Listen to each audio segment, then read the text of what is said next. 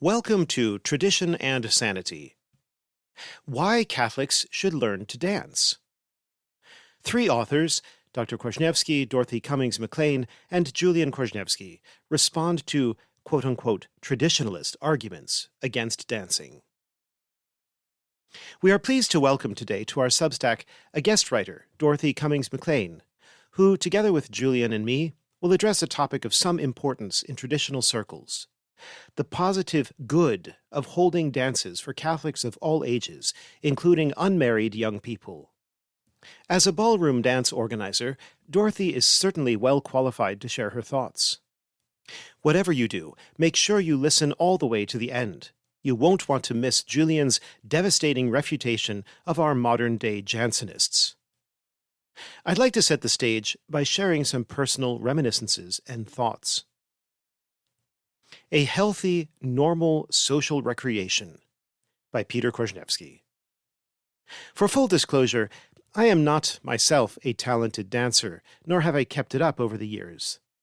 I did, however, dance enthusiastically in the first half of the 1990s at Thomas Aquinas College, which is where I first encountered the concept and reality of real dances, by which I mean not the random gyrations and free-form calisthenics of nightclubs, mosh pits, and other places of dubious repute, but the kind of stylish, elegant, formal dances known to all civilized peoples in every age of the world prior to ours.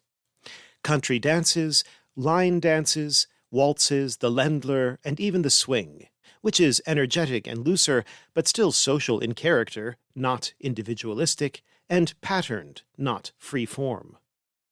These TAC dances sharply contrasted with the only quote-unquote dances I'd known before, namely the pathetic high school get-togethers in which everyone felt hyper-self-conscious, no one dressed well, no one had good manners, and kids seemed bent on lust like zombies on flesh. At college, the dances were an occasion for all the students to dress up spiffily and be on their best behavior. The class in charge of putting on the dance spent a day or more decorating and preparing for the event. Sometimes there was live music, and the playlists were quite decent. Think Strauss waltzes, Benny Goodman, the Virginia Reel, and the Ländler from The Sound of Music. What struck me back then was how good, wholesome, innocent, and healthy these TAC dances were. So far from being wild, lascivious, and immodest, they were exhibitions of good taste, social restraint, a safe environment, as we'd say nowadays, for getting to know members of the opposite sex, and plenty of harmless fun and physical exercise, which is exactly what young adults need from time to time in order not to be excessively burdened with the usual cares of life. Or even just as a way to get off of computers and phones for a little while. That wasn't so much of a problem in the early 90s, but it sure is today. When we started up Wyoming Catholic College in the fall of 2007, the 4 annual dances, each put on by a different class, took their point of departure not so much from the legendary formal balls of the Integrated Humanities Program, IHP, at the University of Kansas, as from the continuous traditions of the semi-formal dances held at Thomas Aquinas College and Christendom College. I'd say the WCC dances boasted the same positive qualities I mentioned above. In our required junior year music course at WCC, we read a most remarkable essay by educator Michael Platt entitled A Different Drummer. Happily, the text is online, and I'd urge you to read it. He develops at length the argument that the good or bad moral character of music is revealed most directly in how people typically dance to it. There's a lot more I could say, but I'd like to get straight to the main point. In recent years, I've noticed a disturbing trend in traditional Catholic circles: vitriolic attacks on dancing, supported by wildly out-of-context quotations from church fathers or Jansenist-influenced Frenchmen, in order to conclude that any and all dancing is evil, even sinful. Nothing could be more absurd, provided we are talking about graceful dances conducted among morally upright people. And that is the first problem. When St. John Chrysostom condemns dancing, he's not talking about something like the Virginia Reel or an English country dance. He's talking about the lascivious, frenzied, shameless dancing of unbelievers, often enough connected to pagan cults or done in honor of pagan gods. He's warning Christians against carrying these bad habits with them into their own gatherings. It's very sound advice. It's the same advice I give to young people today when I tell them to avoid the worldly activities of neo-pagans and at all costs to keep those disgraceful recreations out of the gatherings of Catholics. If one examines carefully the famous Christian writers who are down on dancing, one will usually find their negative attitude justified by particulars of their sociocultural context. But even if there are some reputable authors, reputable, that is, on most topics, who think all dancing is bad, who made them infallible authorities? I hate to break it to you, but famous writers can be wrong. We take our strict marching orders from God in His revelation and the Church in her binding decisions. As for Scripture, we can say, at very least, that it presents dancing as both good and bad, depending on the manner and purpose of it. Here are just a few verses one might ponder before condemning dance tout court. Their little ones go out like a flock, and their children dance and play. Job 21:11. A time to weep and a time to laugh, a time to mourn and a time to dance. Ecclesiastes 3:4. I will build thee again, and thou shalt be built, O Virgin of Israel. Thou shalt again be adorned with thy timbrels, and shalt go forth in the dances of them that make merry. Then shall the Virgin rejoice in the dance, the young men and old men together. And I will turn their mourning into joy, and will comfort them, and make them joyful after their sorrow. Jeremiah chapter 31, verses 4 and 13. They are like to children, sitting in the marketplace and speaking one to another, and saying, We have piped to you, and you have not danced. We have mourned, and you have not wept. Luke 7:32. Now his elder son was in the field, and when he came and drew nigh to the house, he heard music and dancing. Luke 15:25. Considering that the parable of the prodigal son is meant to reflect the superabundant love of the Father for sinful mankind, this detail is not random. Sharon Cabell demonstrates that the Church's magisterium does not have an official position on dancing, much less that it condemns it outright. I give the link to Sharon's article, which is very good because she takes up a text that circulates online claiming to be a magisterial decision on the question and shows that it is nothing of the sort. To show that I am not making up the problem, here's a letter I received not long ago. N and I have been teaching ballroom and international folk dances to the local private Catholic high school for the last several years. We have been teaching and putting on dances since 1974, 50 years. All of these events have been, in my opinion, wholesome ones. Always good music, lyrics, well-lighted, modestly dressed venues, virtually always Catholic venues. Most were fundraisers for pro-life groups, homeschooling, parishes, parish schools, and private Catholic schools, while others were often weddings of friends. I have continued to conduct these events since I could see the desire for modest dances. But my local traditional parish condemns dancing altogether. How can I reconcile this with what I have been doing and what I have seen for half a century? Here's how I replied. The deviations that can creep into dancing are many, but they are not the ones present at the kind of events you are talking about. And by comparison with what most kids are doing, they are positively fairy tale innocent. I would maintain that a much bigger problem in trad circles is that boys and girls don't have many healthy and normal opportunities for interacting, so they often barely associate with one another, are afraid of the opposite sex, and get into other troubles, not the least of which is spending years of youth in loneliness or only with members of the same sex. I have noticed it seems harder and harder for good Catholic young people to find potential spouses. There are lots of bachelors and maids who could use well-conducted dances as icebreakers and true socials, without the scariness or seriousness of one-on-one dates. We are doing our young people a huge disservice if we hedge their relations about with artificial prohibitions in an effort to overcompensate for the sexual revolution. Formal dancing was, is an elegant solution for bringing young people together and helping them to get to know each other. It is also a pleasant pastime for the married. The Church Fathers condemn pagan dancing aimed at sensual intoxication, not formal dances of the kind that Christians themselves invented throughout the Christian era. Moreover, even if line dancing and country dancing may be superior to dancing that is limited to couples, it is wrong to take a puritanical stance toward the latter, provided there is no sensuality, for example, as occurs with the tango. We shall now proceed to Dorothy's article, which the author herself graciously recorded for us. Why Catholics Must Learn to Dance by Dorothy Cummings McLean. Rumor has whispered in my ear that a growing number of traditionalist Catholics have turned their backs on dancing, even ballroom and country dancing, considering it immoral.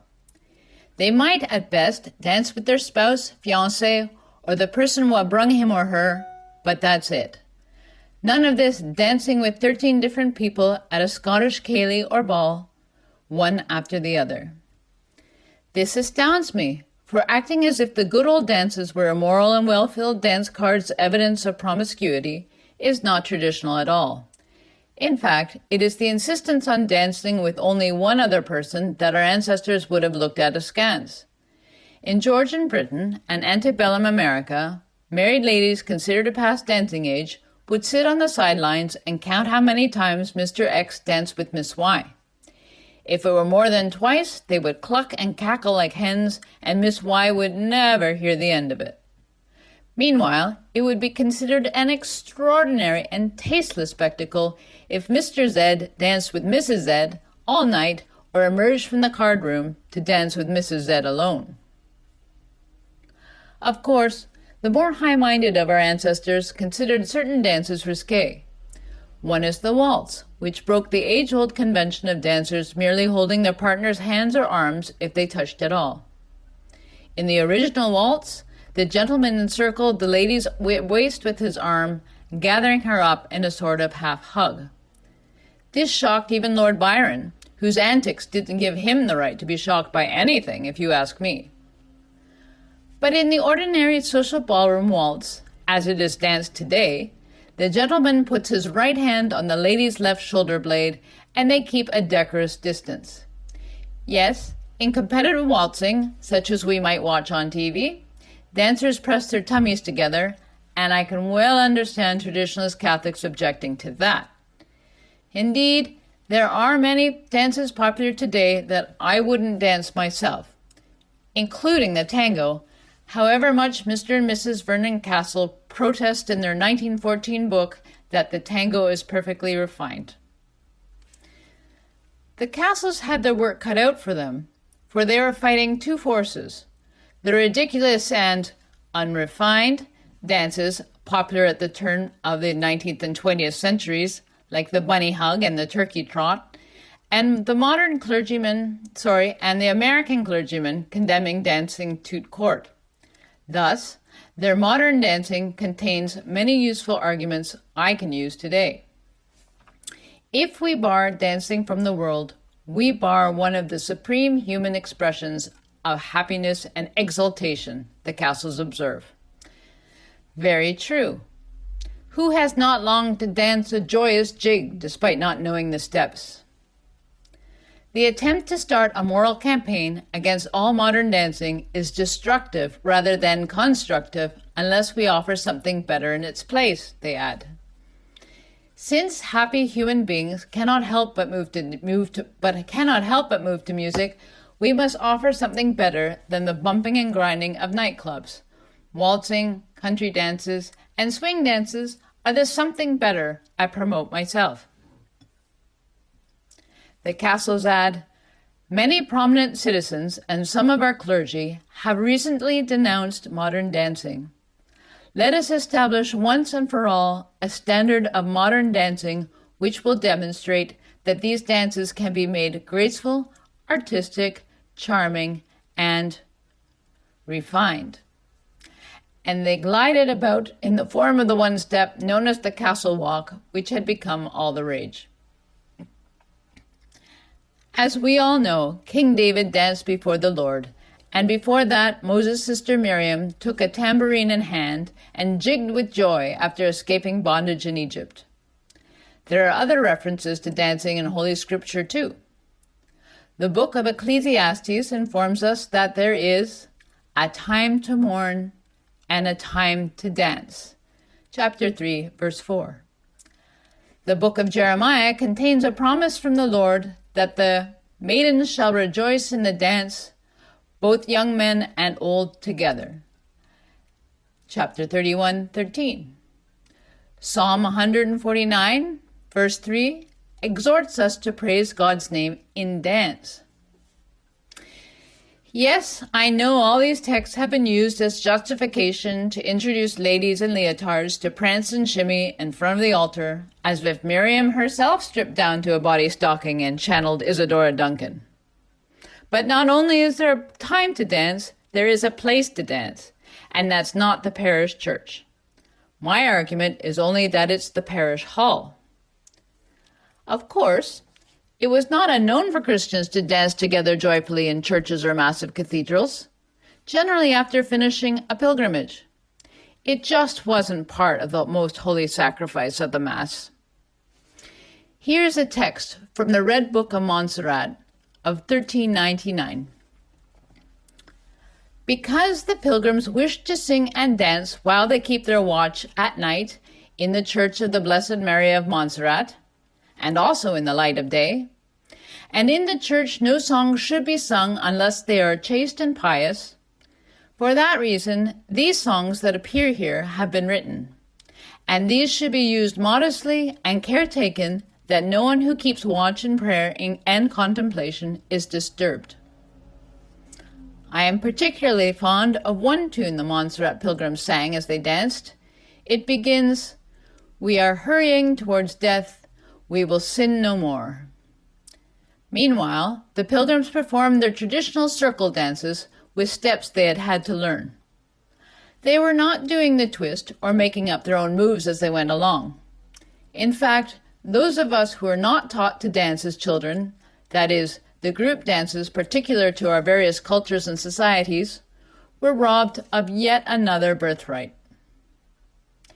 In the interests of justice, not to mention the continuation of our cultures, we should wrest back our right to dance as our great or great-great-parents danced. African Catholics who immigrate to England, for example, may be forgiven if they assume that the English lack traditional dances of their own.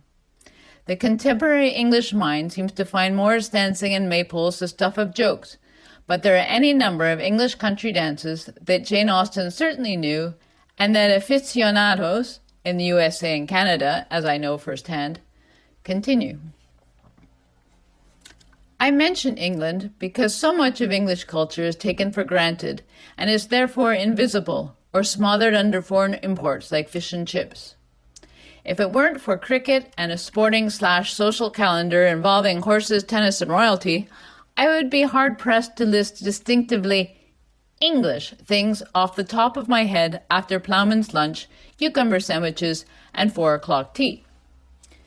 Scotland, thank heavens, still has a very distinct culture shining brightly under the dross of mass-marketed modernity. An important part of that culture, even today, even despite the suicidal impulses of Western nations, is Scottish country dancing, which is still taught to children in Scottish primary schools. Even semi-feral local youngsters, off their faces on booze at the racetrack, can conjure up the figures of various ceilidh dances in the mud-floored music tent, and good for them. Naturally, this is Scottish country dancing at its lowest form, but it is still a thread in the fabric of Scottish culture connected to the World War II POWs imprisoned in Lowfen Castle, where they worked out the reel of 51st Division, and to other Scottish soldiers before and after, and to the formal balls and assemblies of 18th and 19th century Edinburgh, as well as to Highland barns and crofts, and westward ho to Nova Scotia, and even unto Toronto, where my third-generation Scottish-Canadian mother danced the gay Gordon with her parents at Hogmanay. Dancing can and should be done in families, and dances should be the kind that you wouldn't blush to do before your own. Although the snake-like women I saw wriggling an oversexed version of the bachata in a local club would probably draw the line at performing it with their fathers and brothers, no reasonable person could object to a girl waltzing with her father or brother, let alone joining him in the Dashing White Sergeant or St. Bernard's Waltz. One of the great joys of formal dances I organize is the presence of families, sons and brothers gallantly escorting mothers and sisters to the floor. As families are the building blocks of societies, families that dance continue societies that dance. Dancing is a fun, healthy activity that creates happy memories within families and therefore also in the societies threatened with becoming ever less like families. And, by the way, ballroom dancing is one of the only activities that combine physical health with staving off dementia, as this study in the New England Journal of Medicine shows. The impressive catalog of ballroom dancing's benefits can be read here. Really, the only challenge I can see to traditional social dancing is launched not by morality, let alone religion, but by embarrassment at not knowing how to dance. However, dancing is just a more advanced form of walking. Having learned to walk, and to climb, and to ride a bicycle, and perhaps even to ski or skate, you can certainly learn how to dance. Like riding a bike, it just takes lessons and repetition. It's up to enthusiasts like me to find teachers to provide lessons to our communities, and it's up to would-be dancers to practice. You can tell from that recording that Dorothy lives near a big city, just outside Edinburgh, Scotland. You can read other thoughts of hers, including on dancing, at her blog, Apples and Roses. Dorothy helps coordinate events like the following, which, in my opinion, every traditional Catholic community should be emulating, every single one of them. Quote, "The Edinburgh Michaelmas dance is a celebration in honor of St. Michael for Catholics who love the traditional Latin Mass and those who like them. This year it will take place on Saturday, September 28th, 2024 at 7:30 p.m. at the Dean Hall. Live music only. Waltz, ceilidh, and swing.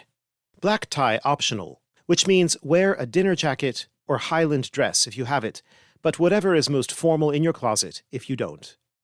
Refreshments and parking provided.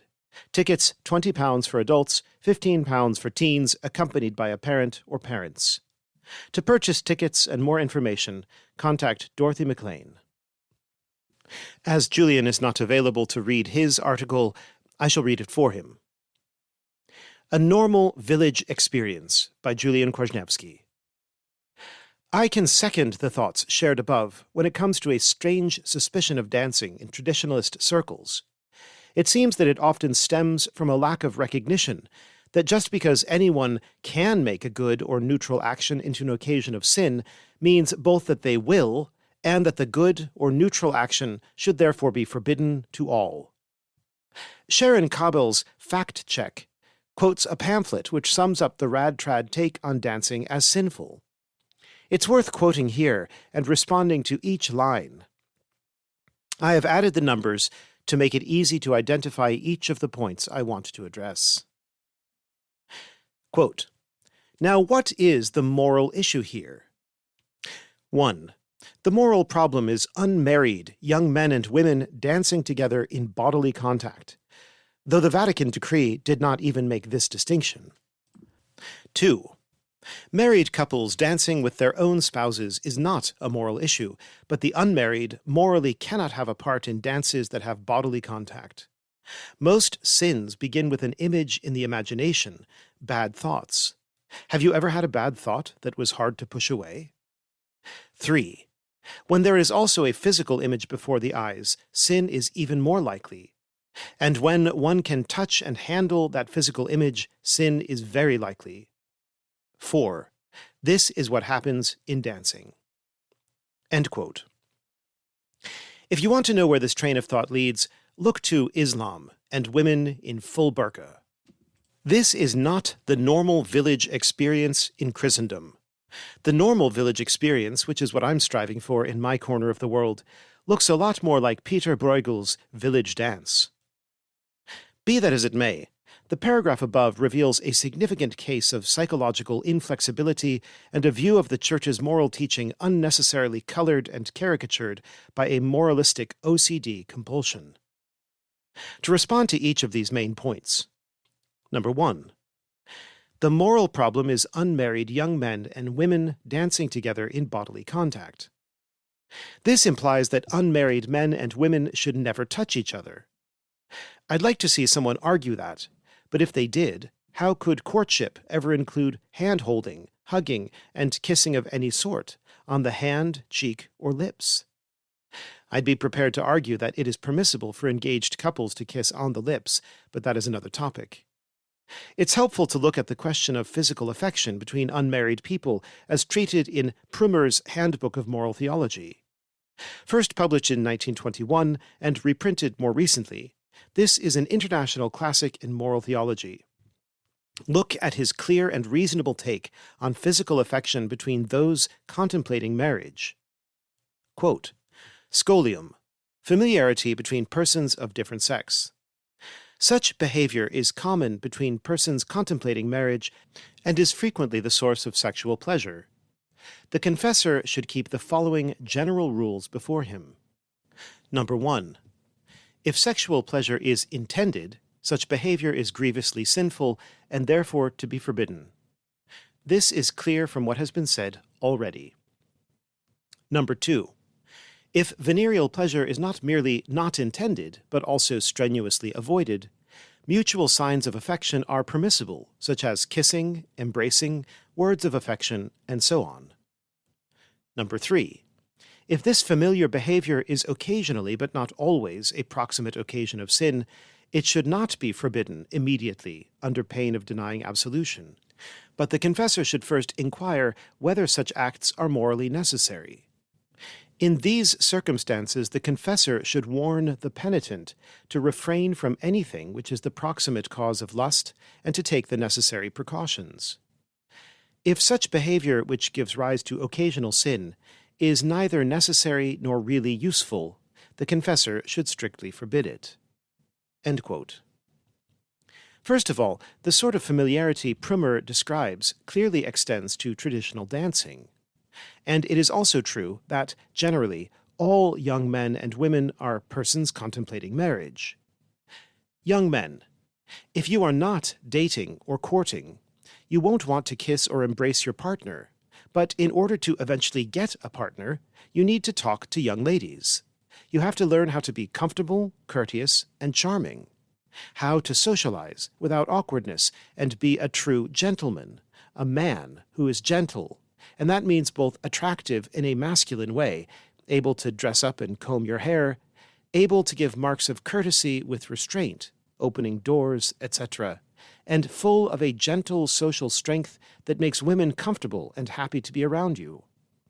If you give the impression of either lusting after them or having a panic attack from saying hello, good luck finding a wife, or even a friend. It seems to me that the sort of dancing we are speaking of is in fact a special case of controlled touch that makes young men and women better able to relate with grace towards each other. The structure involves several helpful aspects. Most dances last 2 to 5 minutes. There is a definite and short amount of time you are close to your partner, and so time is an important factor in the healthy structure. Choreography is another one. One is not just randomly touching one's partner. Specific moves require attention and coordination and are impossible to execute if one is trying to cuddle. Group setting is another structural aspect. One is not alone behind the barn, and in line dances one often switches partners. This puts you in a setting where you will naturally want to behave, not just to impress your partner, but to impress everyone, both men and women, with your decorous skill. 2. Married couples dancing with their own spouses is not a moral issue. This line seems to suggest that married couples could dance as lasciviously as they liked, which strikes me as odd.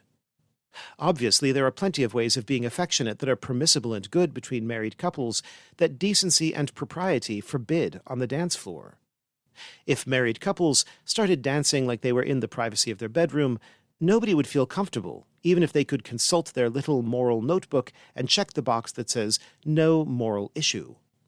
Actually, there would be a moral issue, because such behavior would be totally out of place, and that, in and of itself, is a bad example and possible scandal.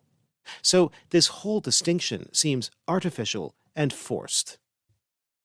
3. When there is also a physical image before the eyes, sin is even more likely. And when one can touch and handle that physical image, sin is very likely. This is true, but only in certain circumstances. Out of context and in this particular application, it is at best a pitiful half-truth.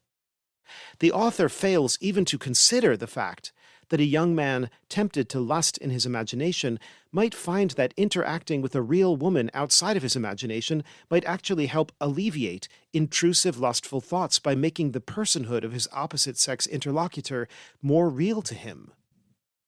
The state of mind represented here in this woefully bad advice is the exact opposite of the good advice young men are given when they are told that, if they struggle with lustful attraction to their female peers, they need to look them in the eyes. The point, in other words, is to interact personally with female fellow persons, rather than objectifying them. I can think of no approach more objectifying than to say that one should not look at or lightly hold a girl's hand in a dance, because then you might objectify her. The whole point of the social interaction is to not objectify, and rather treat the partner as what she truly is, a person to be looked at and occasionally touched, since you both exist in a physical world, not an object of fear to be avoided, or, worse, merely used when use becomes permissible. Note the subterranean connection with point 2 above. If this rad-trad objection were correct, a man should never even look at a woman, nor hold her hand, give her a hug, lend her his arm, help her put on a coat, or prevent her from falling off a cliff by throwing his arm around her waist. On this logic, men and women should not only sit on opposite sides of the church, they might even be advised to go to segregated services. Heck, maybe women should not be allowed out of the house at all, not without a burqa, at any rate. 4. This is what happens in dancing. Anyone who has tried to dance a traditional dance will simply know that there is so much going on that this is not at all an accurate representation of the dancer's state of mind. It is a gross oversimplification, done with a moral arithmetic untethered from reality. When I'm dancing, I'm usually thinking so much about getting the steps right and keeping to the music that I don't have much time to think of anything else. And a structured dance requiring some technical skill, such as the Virginia reel or even waltzing properly, requires a lot of attention. In reality, traditional dancing, even waltzes, are more like physical exercise than they are like intimate affection. I often wonder if the people who oppose dancing have ever actually danced. And to that point, while Dorothy mentions competitive waltzing as a bit cuddly, I should point out that there are several types of waltzing. In traditional waltzing, one finds that the frame of the couple has to be rather stiff. At least in certain styles of waltzing, you cannot close your frame by bringing your shoulders together, putting your arm around her waist, and cuddling up to your partner. Look at this video. You can find it at my Substack. For the gentleman to lead, he needs to be rather stiff, holding the woman a foot or so away from him. No need to do every dip or close move. This is the tippity-top of high-end waltzing. I would be proud of the culture of any parish possessed of young adults capable of dancing like this. Here is a scene from the famous BBC adaptation of Jane Austen's Pride and Prejudice, showing how one of the many dances of that period was done. This sort of thing isn't hard to learn today, nor could there be any possible objection to it, prescinding from the withering dialogue. And finally, let's get a good glimpse of the Virginia reel. I can think of few things that would better socially acculturate our awkward, lonely, and depressed teenagers. This is a normal village experience, not being told dancing is evil. Thanks be to God that many traditional lay Catholics have the common sense, life experience, social awareness, and cultural literacy to be able to see that something is deeply wrong with arguments against well-regulated social dancing, and that, on the contrary, it is a healthy recreation with many virtues and benefits, the presence of which needs to grow considerably in our communities. That is the end of Julian's article. Allow me to add a note about Jansenism. The Jansenist influence is real. Monsignor Ronald Knox, in his masterpiece Enthusiasm, published in Oxford 1950, argues that the Jansenists developed asceticism into Puritanism by maintaining that everything sensibly pleasant is sinful or suspect. He notes, quote, "Disapproval of dancing or of the theatre was a mark of Jansenism, long after Jansenism had ceased to be a genuine religious inspiration. And such disapproval is so far removed from our present Catholic attitude that we are tempted to ask whether here Port Royal had not been taking lessons from Geneva, that is, from Calvinism. What Jansenism did was to exaggerate this protest against humanism out of all proportion, most of us will think, and rendering a disservice to Christendom.